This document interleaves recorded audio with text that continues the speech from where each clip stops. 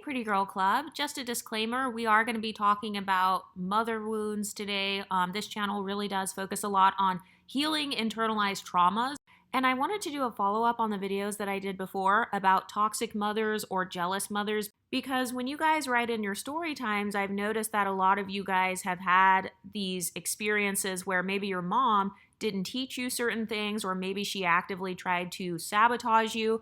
And so I want to talk about that today because I really do feel like there are some mothers that fail at teaching their daughters beauty. So when it comes to something like femininity, I believe that if you're a woman, if you have a vagina, obviously you are feminine, you are a woman. But I actually believe that there is a such thing as feminine privilege. So I think that the difference between just being a woman and then having feminine privilege is that maybe you were raised in an environment where your mom taught you the different aspects of being a woman or maximizing your beauty, how to care for yourself, how to care for your feminine parts. Have you ever noticed how when it comes to Black YouTube, a lot of Black women content creators, they focus on feminine hygiene for Black women? And a part of this is because some of those women didn't have mothers who taught them simple things like hygiene or how to clean your feminine parts, how to track when your period is coming or like period care, how to make sure you don't have menstrual cramps, how to make sure that you're not bloated during your period. And so I want to get into it today because one thing that I've noticed when it comes to toxic Black mothers, the number one thing I can think of is not teaching their daughters how to do their hair. So let's say you have 4C hair, maybe your mom has 4C hair. I want you to ask yourself, how did my mom take care of her hair? Because I really do feel like some children have privileges over other children. So for example, in the case of my mom, obviously my mom has a different phenotype than me. Her hair is more like probably a type 2 or maybe a 3A, but my mom's hair was always down to her butt. And so she naturally had a lot of hair care skills. She would also do twist outs. That's a fun fact. My mom did twist outs before twist outs were like a phrase. I didn't even know that was a thing until I got older. But for some girls, their moms are good at doing hair or they know how to care for their own hair. But I feel like for the moms who either don't care for their own hair or they don't want to care for their daughter's hair, sometimes they don't teach their daughter how to do their hair. When I think about my mom, even though my hair texture is slightly different from hers, I have a type 3 hair. I would say my hair is maybe like a 3B, somewhere around there. But even though my mom didn't have the exact same hair texture as me, she would try to call family members and kind of ask them for tips on how to do my hair, or she would like get ideas from like Black hairstylists or people who did Black hair. Something else that my mom did was she actually set aside a budget so that I could go to a Black hair salon about once a month. And by the way, I have some other story times about that. But when I think about my mom versus some of the other girls that I saw, like from my church and stuff, for some of the other Black girls that I grew up around, I've noticed that they would often make a big deal about my hair. And it wasn't necessarily just about the whole texture part of it. It was also about the length of my hair. And so I thought about it and I was like, well, everybody has long hair in my family, whether they're dark skin, light skin, they have type 4 hair, type 3 hair, everybody had long hair. And I thought about it, and it was because generationally, in my family, on my mom's side, they all took care of their hair. So I noticed that everybody on my mom's side, they tended to have long hair. But then when I looked at my dad's side and my dad's extended family, a lot of the women did have kind of shorter, more broken off hair. Or if they did have long hair, it was like relaxed. But I remember I had this one friend from church and she was always like jealous of my hair. She was like a hater, not just on my hair, but on anyone's hair. And I noticed that she had a very, very short hairstyle. She had a very short perm. Sometimes she would do like braids or whatever. So she had 4C hair. So think of like Lupita Nyong'o's hair texture. She had that hair texture naturally. And when I looked at her mother, I noticed that her mother also had kind of this short perm, and her mom would have like maybe some sort of sew-in or something like that. But another thing I noticed when it came to the difference between my mom versus my friend's mom is that my friend's mom, she was actually a divester or a swirler, whatever you want to call it. So she was very into interracial dating. She married like a dusty white man, and I'm not trying to throw shade at my former childhood friend. I'm just trying to give context. So her mom married this dusty white man, and she was so busy kind of like chasing up behind him or worried about what he was doing and kind of following his religious beliefs to the point where I really do feel like she was a pick me mom.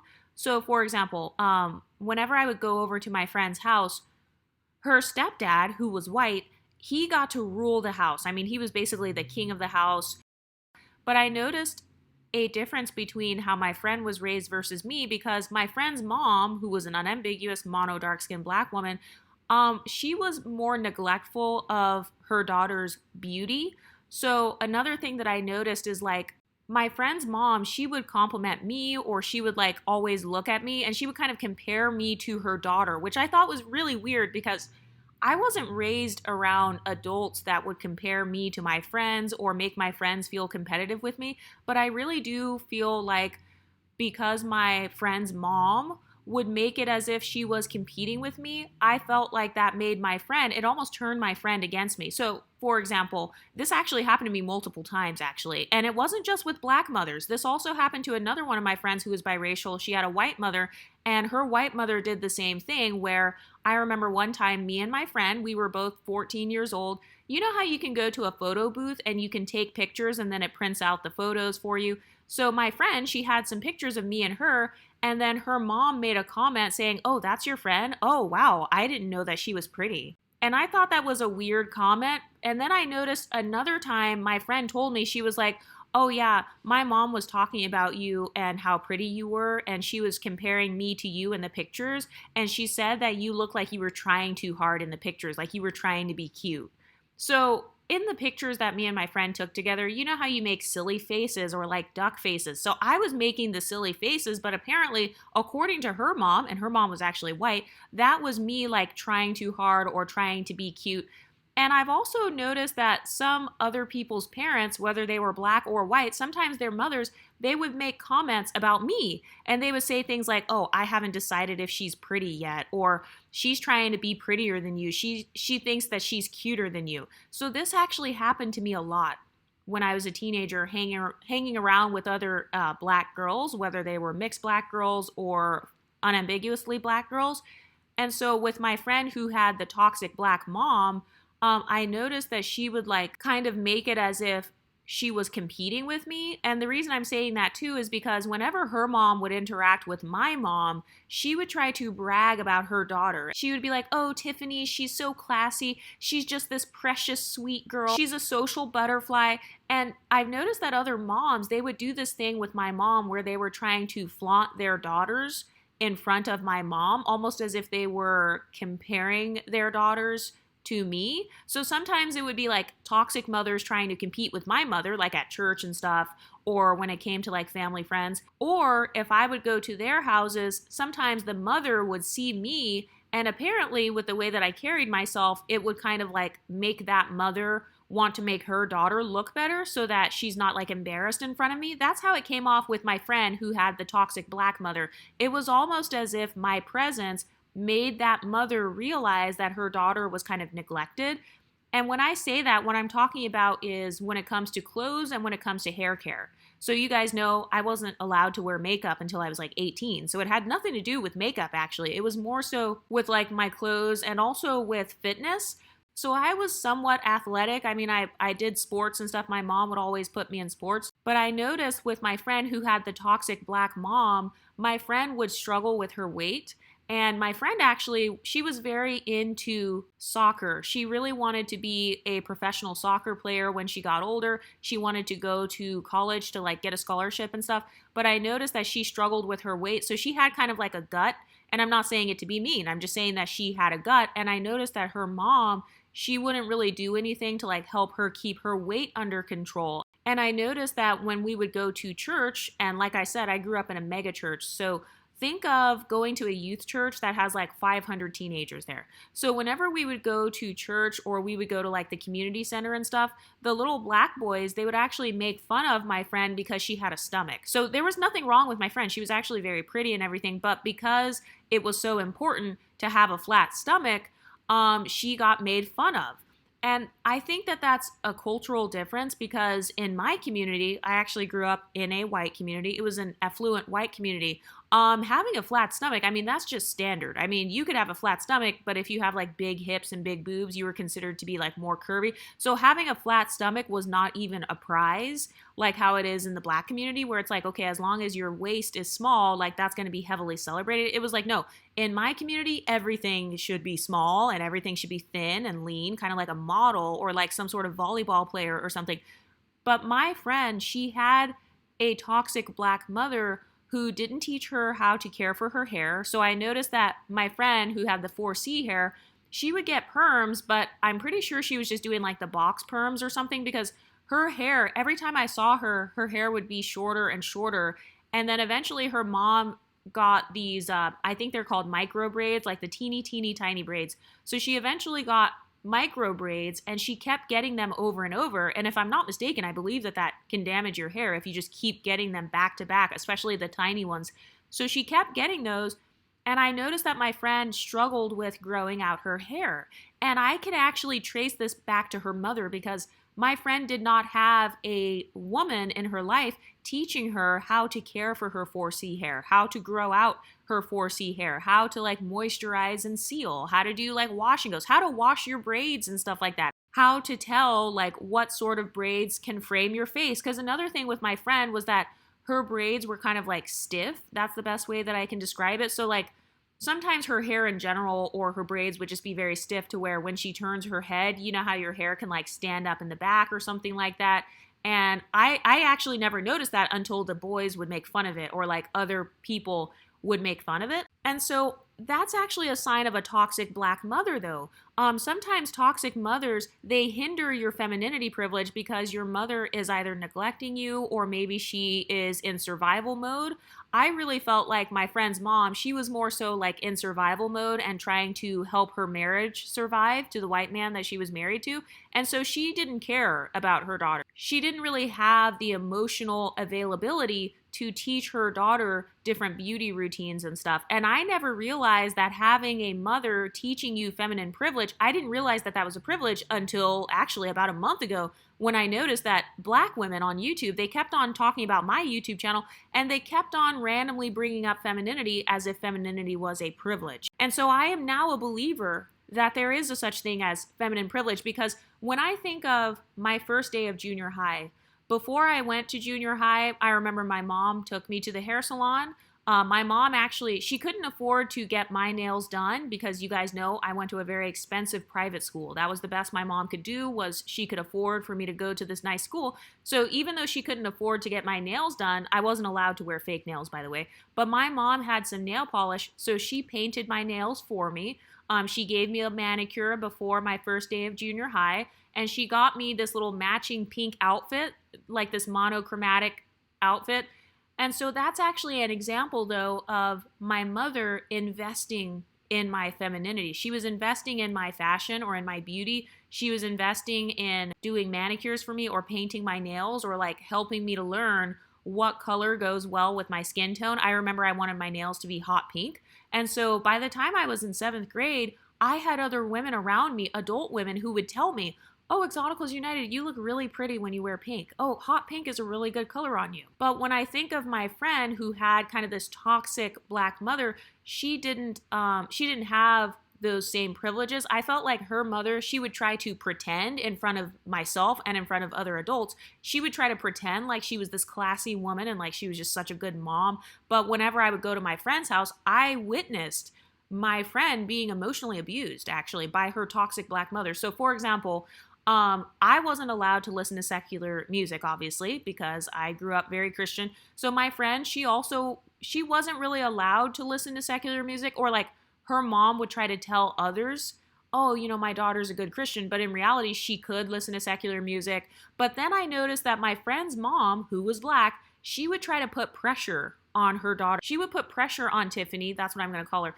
She would put pressure on Tiffany to be perfectly feminine and perfectly pretty. And it was almost as if she was embarrassed of Tiffany. So for example, I remember there was this one time when Tiffany's necklace was a little bit tangled. You know how the chain on your necklace, it gets tangled or it gets caught in your hair. Tiffany's mom got so furious that her necklace was tangled in public that she ripped her necklace off, and then she went into her bedroom and she took away all of her jewelry. So all of her little cheap, those little rings that you can get from like the Dollar Tree or the beauty supply, she took away all of her jewelry, all of her earrings and everything as a punishment for not wearing it and looking classy enough. And the reason that she took it away was because she said that like it looks trashy when your necklaces and stuff are tangled up. It looks trashy when you have all these bangles on, or when your little charm bracelets get tangled. You know how like in the early 2000s people used to wear bangles, or they used to wear like those bracelets with the charms hanging down, maybe like the Tiffany bracelet or whatever. So her mom didn't teach her femininity, but then she would like punish her when she didn't inherently know how to dress.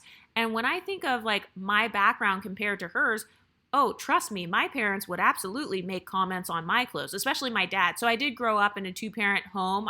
I grew up in a two-parent background, and my friend did as well, actually. She had a white stepfather, but her stepfather, he didn't seem to be as present, because whenever I would come over there, and I'd go over there like a few times a week just to hang out, he was always in the bedroom, just kind of like, those guys that are depressed and they never get out of bed. So he was more like that. So he would never interact with anybody. He was just kind of more of a dead weight. I don't even think that my friend's mom is still married to him. But as I've been kind of thinking about feminine privilege lately, I have thought about how your mother and how toxic your mother was, or how toxic she wasn't, how much she invested into your femininity, that plays a role. And so I think that women who have inferiority complexes about their femininity, I do believe that it starts with their mothers, regardless of the race of your mother, actually. If you had a toxic mother who was not emotionally available because maybe she was in survival mode, maybe she was working 2 and 3 jobs, because I know that my friend's mother, she was working multiple jobs.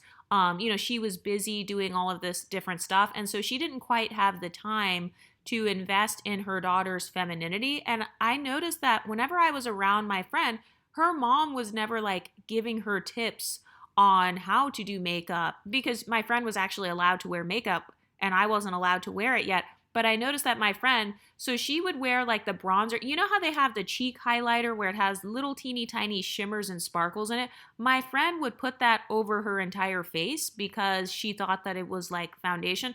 And my friend also struggled with acne. And so if you are not putting on any skin treatments and then you just put on like this shimmery, sparkly stuff, and my friend, she also had craters. I don't know what other word to use to describe it, so I'm not trying to be disrespectful, but she had kind of those divots all over her skin.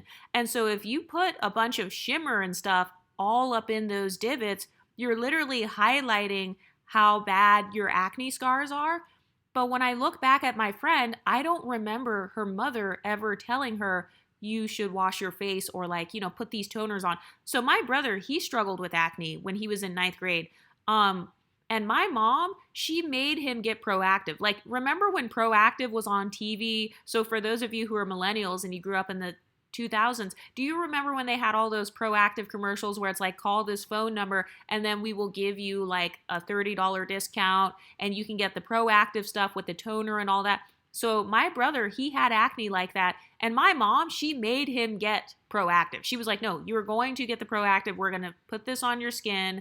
I remember with my brother, my mom was always on him. Did you wash your face? Did you brush your teeth? Did you wash your ears?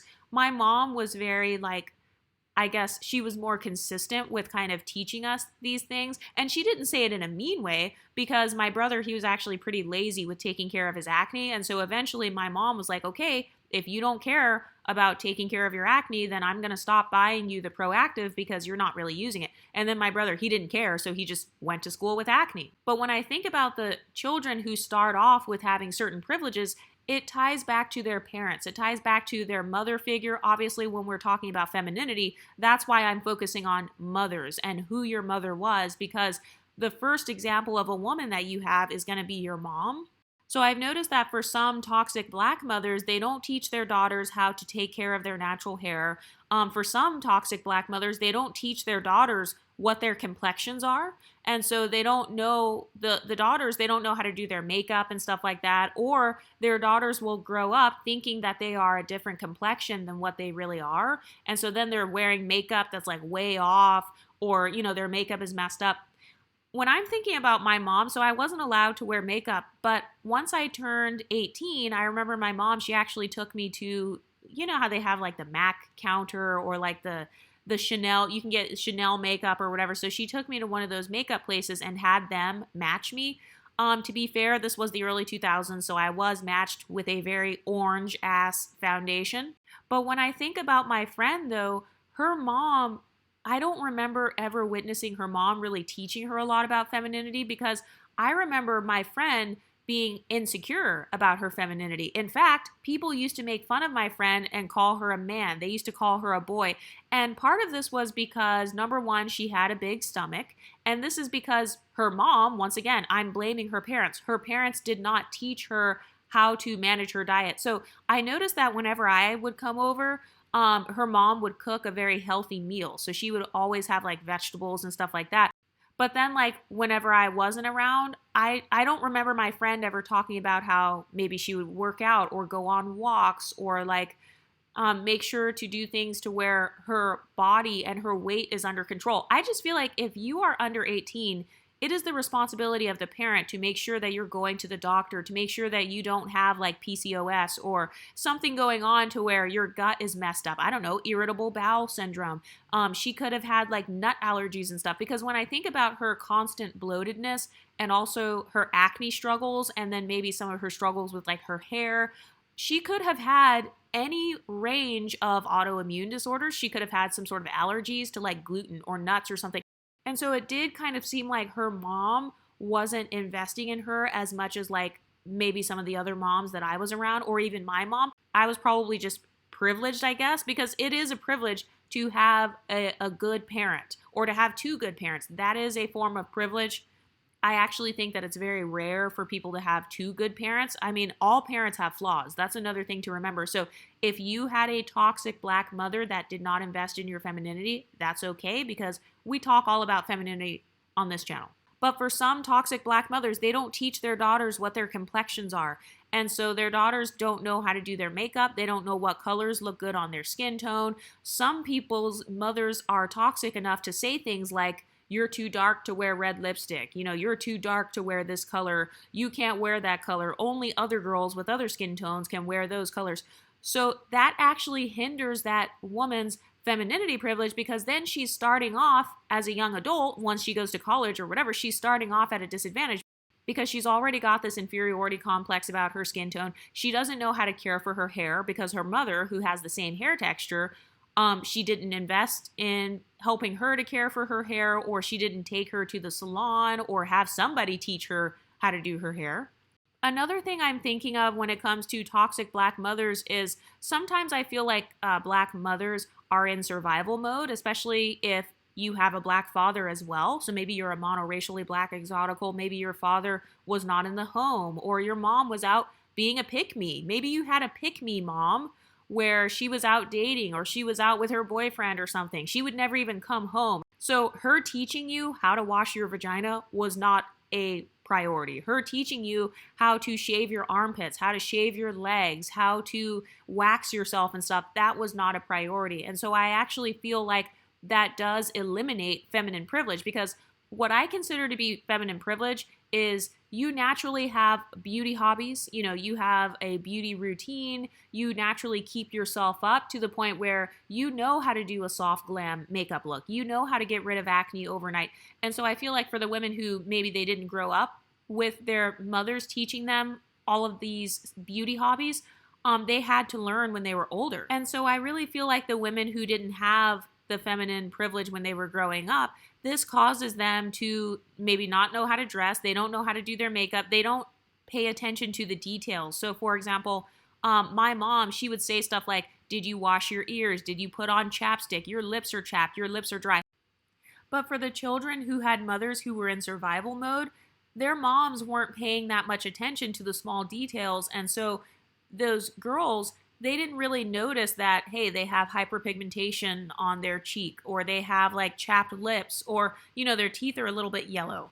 Another difference that I noticed is that, for example, with my mom, she would set aside a budget so that I could like get clothes for school. But I noticed that that's actually a form of privilege because not all of the other little girls at my church got to have school clothes. Like a lot of them, they didn't get to go school shopping. Their moms didn't say, "Oh yeah, I'm going to give you $100 and you can go to Old Navy or you can go to Target or something and then I'll get you some clothes." All of that is a part of feminine privilege. Knowing your body shape, knowing if you have a Coke bottle shape or if you have a cone shape, and then knowing how to dress for your body type, that's another form of privilege. Because when I think about my friend who had the toxic black mother, I noticed that my friend had a different body shape than me. She had more of the cone shape, so she was like kind of heavy. She was heavy on top. She had like big breasts. She had bigger stomach, and then she had skinny arms and skinny legs. So I think that's like the apple shape. So she had more of that shape, but I noticed that whenever she would put on clothes,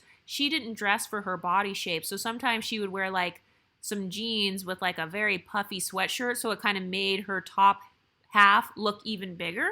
But a part of feminine privilege, or having a mother that teaches you feminine privilege, is she will make comments on your clothes like, "Hey, that's too tight," or "That's too big," or those pants are high waters. I remember coming across this other girl. She was a black girl as well. She was an unambiguous little black girl. Her pants were always high waters, but they were like bell bottoms. So remember when bell bottoms were like in style in the early 2000s? She had bell bottoms on, but they were like high waters to the point where she actually got made fun of because her pants were always high waters. So that's an example, though, of not having feminine privilege, in the sense that your parent, your mother, maybe she can't afford to buy you clothes that fit because you're just growing so fast. You're going through puberty, or maybe you didn't learn how to dress for your body type. And so I think that for a lot of the women who are jealous of your femininity, I think part of it stems all the way back to having childhood traumas and then not healing their inner child, not developing those beauty hobbies as an adult.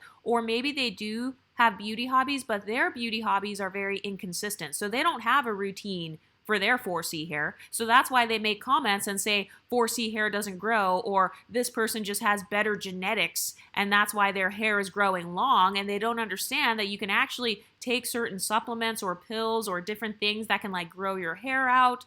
You can lengthen the anagen phase by your diet. I mean, that's a whole other video topic. But sometimes I feel like the women who don't have femininity privilege, oftentimes it stems back to them having lazy mothers, or having toxic mothers, or having mothers who maybe their mothers were just not feminine either. And it's kind of like a generational curse where maybe grandma, or in my family I call her Big Mama, maybe Big Mama wasn't feminine, and so then mom wasn't feminine, and then you're not feminine. You don't know basic hygiene skills.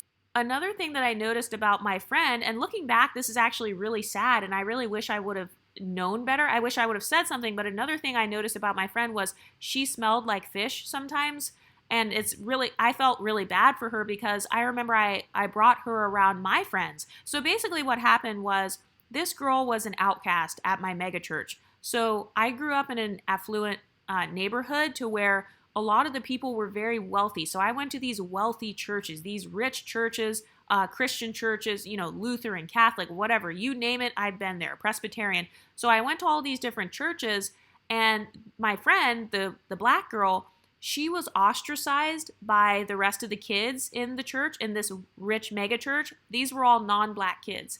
But I was always the type where if I see someone being othered, I know how it feels to be othered. And so I became friends with this black girl because I was just curious. I didn't want to judge her like how everybody else was doing. But I remember one of the things that the little white girls were saying, and the little Hispanic girls, they were like, "Oh, she smells like fish. Tiffany smells like fish." So they would make mean comments about her. And I remember being around her, and she didn't smell bad when I was around her. So I started talking to her. That's how I became friends with her. But I remember there were some times where she did smell bad. And so that's an example, though, of potentially having a toxic mother, to where your mom actually didn't teach you feminine hygiene, like how to care for yourself when you're on your period, so that you don't have on a dirty pad from 3 days ago. Sorry if I'm like being really graphic, but looking back, I never even thought anything of it. Like I would have never blamed her mother. I remember as kids, we would kind of always blame her, or we would just kind of not hang out with her as much. But that's actually an example of not setting up your daughter for success. So you're not teaching your daughter how to properly care for herself, how to make sure her breath smells good, how to drink enough water. That's another thing that I noticed that some teenage girls are not taught. They don't know that you're supposed to drink 64 ounces of water per day, or well, maybe they do know now because now we have social media and stuff, and now we have kind of like this whole glow up culture. But I consider all of those soft skills to be a part of feminine privilege. So it's having a beauty routine, having beauty hobbies, and being taught from the time that you were a little girl, how to care for yourself, how to make sure your nails are clean underneath your nails and stuff. Like my mom, she used to tell me to like run water under my nails. And, we had this whole thing to where I would get excited about doing my nails because that was a part of me expressing my femininity. I've noticed that some women, they're scared of their own beauty. They're scared of their own femininity for different reasons. So I believe that beauty and femininity, they overlap, but they're not the same thing. So when I think of feminine privilege, I'm thinking of you not having to deal with being misgendered. If you are being misgendered, which means people are mistaking you for a guy, I would say that you do not have feminine privilege because there's something about your look. And by the way, I do think sometimes it can be racism. I'm not discounting that at all. But I do think that sometimes there can be certain things about a little girl's look to where people don't know. They genuinely don't know. And I'm only saying this because I used to work with children in the church. And there was this one little girl. She was a little Hispanic girl. And she also went through a very similar situation where she was very heavily neglected and stuff. And so the only clothes that she had were boy clothes. She only had like these oversized t-shirts and basketball shorts that her older brother would wear. And because she hadn't hit puberty yet, we used to mistake her for being a little boy because she was just short and skinny. And then she had this long, scraggly, messed up hair that was very frizzy, kind of like how a guy would wear his hair in like a man bun or something like that. And then she had on these oversized boy clothes. And so people used to misgender her. They used to say, oh, the little boy over there, because they didn't know that she was a girl because she was dressing like a little boy and she, her hygiene was not on the same level as what you would expect from a little girl. And so that's an example of her not having a feminine role model, not having someone that would teach her how to wash her hair. I remember she didn't know actually how to wash her hair, how to brush her hair. It was a whole thing to where like some people were going to call CPS. It was crazy. But I remember at the church that I went to, we would all like take turns teaching her how to wash her hair. We would give her clothes and stuff. We gave her like feminine girly clothes so that she didn't have to wear her 20-year-old brother's basketball shorts and t-shirts. But for some girls, they do have these toxic black mothers where maybe their mother grew up wearing wife beaters and basketball shorts and slides. And so then they were taught that like this is normal, or, you're not pretty enough to wear skinny jeans. You're not pretty enough to wear pink. I noticed that like even my friend, when I think about my friend who had the toxic black mother, she was very tomboyish, but I don't think she actually wanted to be tomboyish. And I'm saying that because we ended up not being friends after a while due to her having some jealousy issues. So for example, there was this one guy that liked me. She went behind my back. She tried to throw herself at this guy. It was a whole thing. Maybe I'll tell the story one day, but she was very tomboyish, but I don't think she wanted to be tomboyish because she used to get very upset when she didn't get attention from boys. And this was in middle school, so I understand, you're going through puberty, you're starting to be interested in boys. And I remember some of the main things that the boys would make fun of with her. It was her clothes, because she would wear the basketball shorts and the slides with the socks, so the Nike slides with the socks that a lot of guys wear, she would wear stuff like that. And then she would think like this is cool. It's like sporty looking. She would wear like the snapback. I think that's what they're called. The snapback baseball caps or basketball. Those hats. You know exactly what I'm talking about. And then remember like the white tees back in the early 2000s. So she would wear stuff like that. But then I noticed that she would get very jealous if I would get attention from guys or if any other girls would get attention from guys. And part of that was because as a girl, I experienced a form of feminine privilege in the sense that even though I couldn't dress sexy or anything, because obviously I was a teenager, I still knew how to pick clothes that looked pretty with my skin tone, how to wear hairstyle. My mom would take me to the salon, or she would like buy me little leave-in conditioners. Oh, that's another thing I noticed about my friend. She didn't have any hair products. So you know how like when you go in the bathroom, they have, some leave-in conditioners, maybe some shampoos and stuff. My friend, she didn't have any of the little hair products that I had. So I remember whenever I would go to her house, whenever we were trying to like go outside or like, it's so funny because when we were like 14, we would literally go outside. This is back like before social media. So we would play outside in the neighborhood. We would go to like the little basketball court where the little boys were at the time. And then we would like be thirsty and like be pick-me's, and we would try to get attention from the little boys in the neighborhood. So I remember whenever we were going to go outside and like be seen basically and like flirt and stuff, she never had any hair products to where it could actually help your hair grow. The only thing that she had was a flat iron. And so the only way that she knew how to do her hair was by flat ironing it over and over. And so she actually, when I was going to her house, I just had to keep re-flat ironing my hair as opposed to just maybe trying to moisturize it, maybe putting a flexi rod in it or something like that to help my hair to have shape again, like if I had straightened it or something. But she didn't have some of the same resources that I had. And I'm talking about like hair care stuff, like heat protectants. I remember I had heat protectant. Remember that grease that you would put on your hair when you're pressing your hair? They had this certain type of grease that you would put on it. I don't know if it was like you were supposed to press your hair with the grease or you put it on after. I don't remember, but I had that little grease stuff. I had like some of the spray leave-in conditioners, but that's another part of not having feminine privilege. Your mother did not see it as important, or maybe she simply could not afford to invest in razors and a bunch of deodorants for you and like the good smelling body washes and stuff. I remember my mom, she would get me like the little Bath and Body Works good smelling body washes. I had sponges. She would always make sure I took a shower and all that. But for some women who come from underprivileged backgrounds, or maybe they come from a poor background, their moms, they can't afford all of that. They can't afford, pads and stuff every month and tampons and all like new underwear and stuff. If your underwear rip, bras that actually fit. I remember getting sized for a bra, like getting measured to have a bra. I actually remember my mom, she would make me wear a bra. Once I started getting breasts, my mom would say, hey, you need to get a bra. You need to wear a bra. You can't just go to school with no bra on anymore. You are becoming a young woman now, so we're going to go to Target and get you some little bras.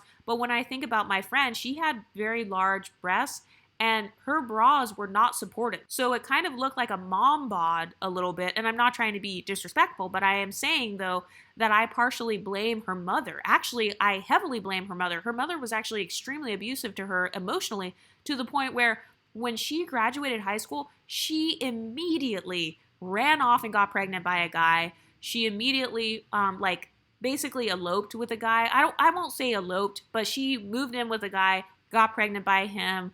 She moved to a different state. Nobody could contact her for over a year. She literally went no contact with her mom. It was just crazy. Like everybody was worried about her. We didn't know what happened to her because the last time we had seen her, she was with this unambiguous black guy, by the way. But I noticed that her mother would not teach her femininity, but then she would get pissed when her daughter was like not feminine compared to myself or compared to other people. And I just felt like her mom was very controlling. I remember her mom making comments about not liking fat people or about how fat people are like very lazy and sloppy. Meanwhile, her own daughter was overweight. Her daughter had like a very big belly to where I know that sometimes if you have a very big stomach and then the rest of your body is skinny, sometimes that is linked to having IBS or something like that. So her mom was sitting there at the dinner table talking shit about fat people and then basically didn't seem to care that her daughter was struggling with her weight and also struggling with her acne. I don't remember my friend talking about a dermatologist or any sort of skincare products, not once.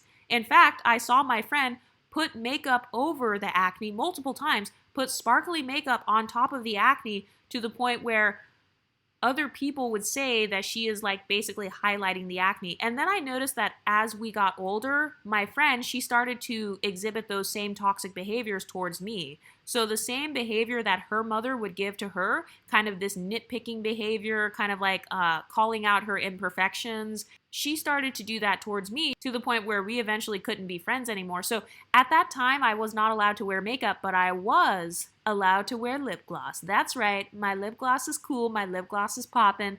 That was back when the Little Mama song came out. That was one of my favorite songs at the time.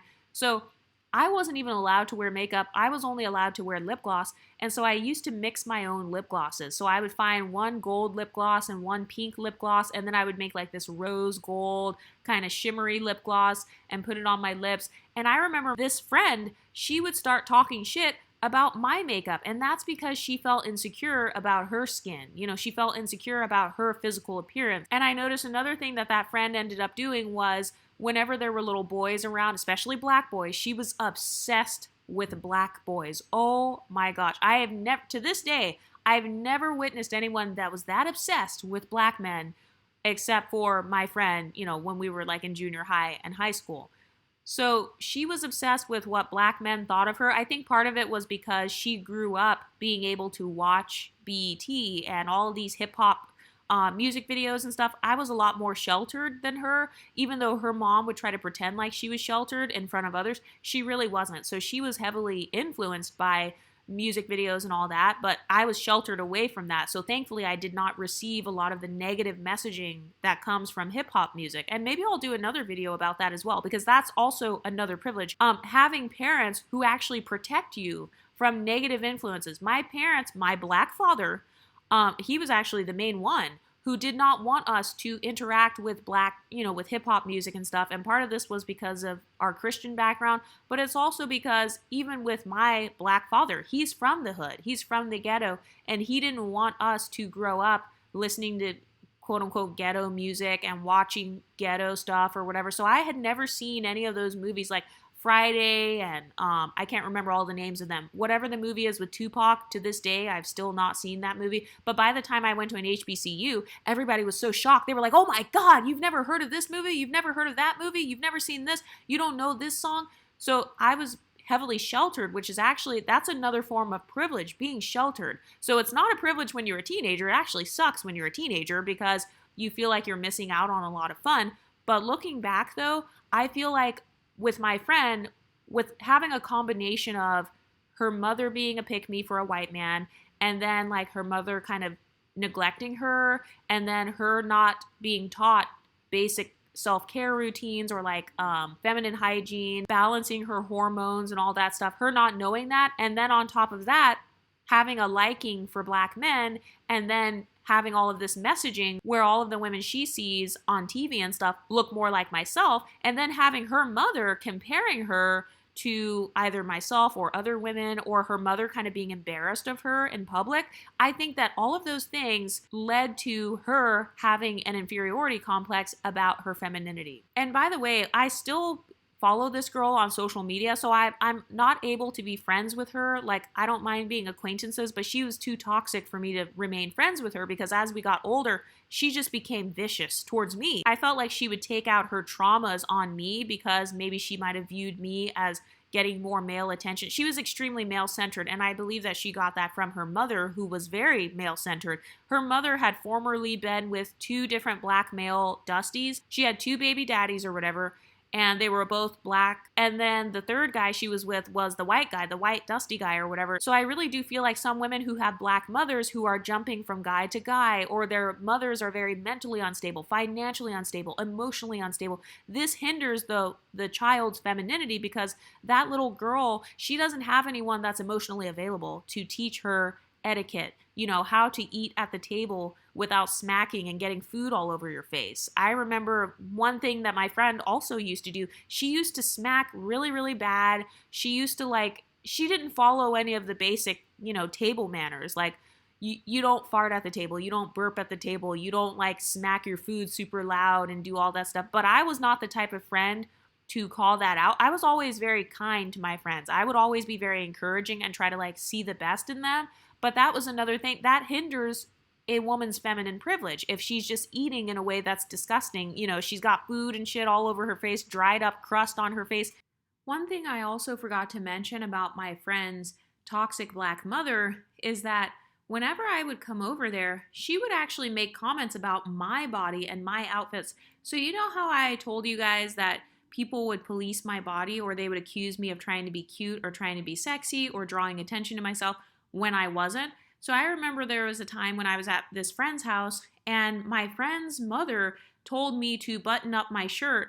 First of all, I was not allowed to show any sort of cleavage whatsoever, but I was wearing a cute outfit. I remember exactly what I was wearing. I was wearing a burgundy polo shirt because this is when polo shirts were in style. Also, burgundy looks good on my skin tone. It was fall. So I was wearing a burgundy polo shirt and some white jeans and just some basic like shoes. I don't remember what color the shoes were. And my hair was down and like silk pressed.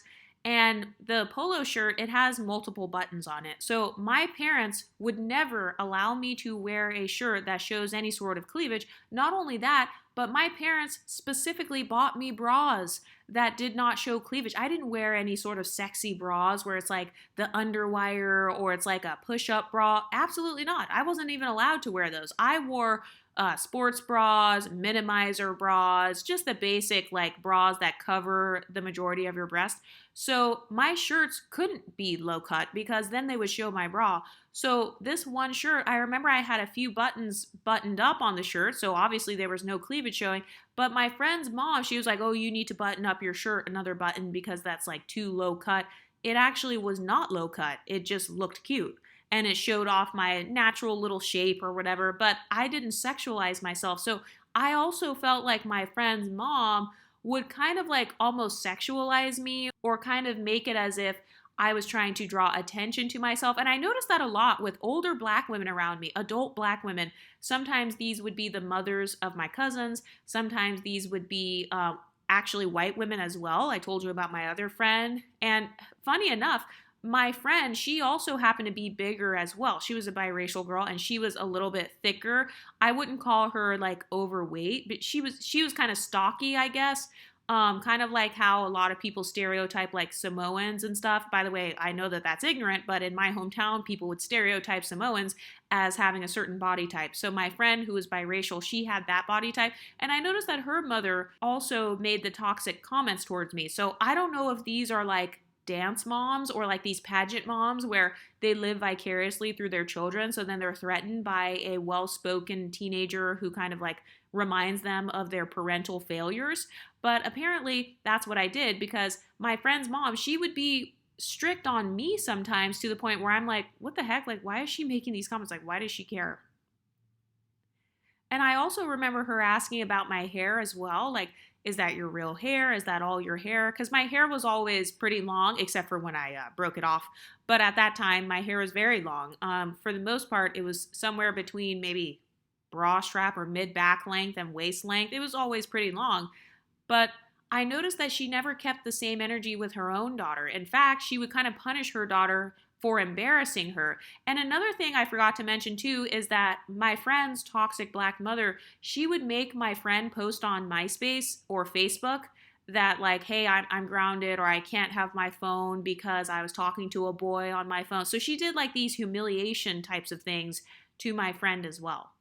But what do you ladies think? Do you feel like some toxic black mothers hinder their daughters' feminine privilege as they get older because they don't teach their daughters these things, or they try to stifle them? Like if you show an interest in anything feminine, your family accuses you of being a slut or trying to get male attention. What do you ladies think? Let me know in the comment section and I'll talk to you next time. Stay pretty, ladies.